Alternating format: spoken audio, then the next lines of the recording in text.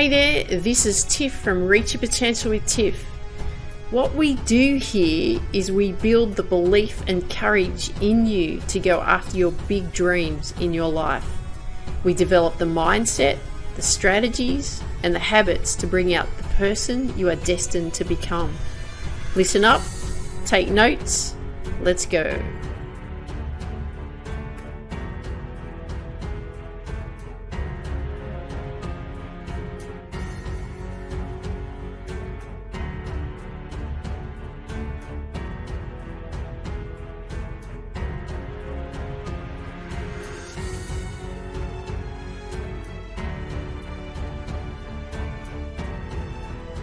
Hey there, Tiff here. Welcome to Reach Your Potential with Tiff. As you are very well aware, we're working through the lessons of A Course in Miracles.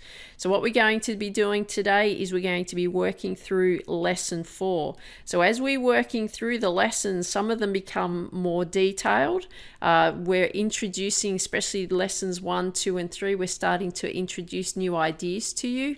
And now in lesson 4, it requires a little bit more work to it, but not too much that it's going to overwhelm you in any way. And remember, do these in your own pace. Do not have to rush through these. Take your time working through these lessons and practice these lessons. It's so important that you practice these. This is where you are going to benefit from them. Now, the theme for this lesson today: these thoughts do not mean anything. They are like the things I see in this room, or on this street, from this window, in this place. These thoughts do not mean anything. So unlike the preceding ones, these exercises do not begin with the idea for the day. In these practice periods, begin with noting the thoughts that are crossing your mind for about a minute. Then apply the idea to them.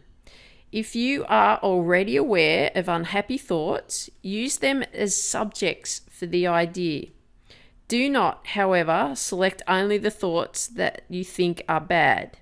You will find, if you train yourself to look at your thoughts, that they represent such a mixture that, in a sense, none of them can be called good or bad. This is why they do not mean anything. So don't, regardless of what kind of thoughts what's coming to you, we don't want those thoughts to mean anything, have any meaning, whether good or bad. In selecting the subjects for the application of today's idea, the usual specificity is required. Do not be afraid to use good thoughts as well as bad. None of them represent your real thoughts, which are being covered up by them. The good ones are but shadows of what lies beyond, and shadows make sight difficult. The bad ones are blocks to sight and make seeing impossible. You do not want either. Now, this is a major exercise, and it will be repeated from time to time in somewhat different form. The aim here is to train you in the first steps toward the goal of separating the meaningless from the meaningful. It is a first attempt in the long-range purpose of learning to see meaningless as outside you and the meaningful within. It is also the beginning of training your mind to recognize what is the same and what is different. In using your thoughts for application of the idea today, identify each thought by the central figure or event it contains. Here's an example.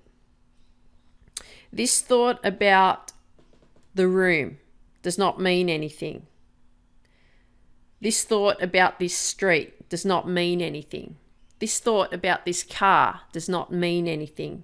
This thought about this microphone does not mean anything. This thought about my hand does not mean anything. It's like the things I see in this room and so on that we've done in previous lessons. It doesn't mean anything. You can also use the idea for a particular thought that you recognize as harmful.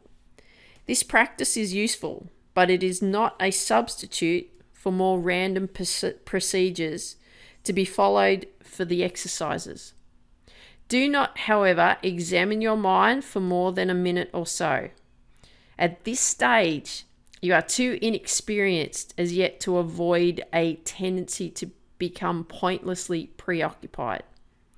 Further, since these exercises are the first of their kind, you may find the suspension of judgment in connection with these thoughts particularly difficult.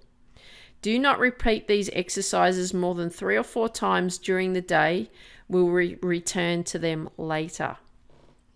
So, this lesson that you're going to be working on today, just find some time, a minute or so throughout the day. Do it 3 to 4 times a day.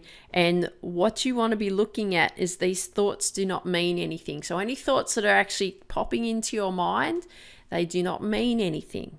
Okay, that is the theme of what we're going to be working on today. The thoughts do not mean anything. Enjoy your lesson. Look forward to seeing you on the next one.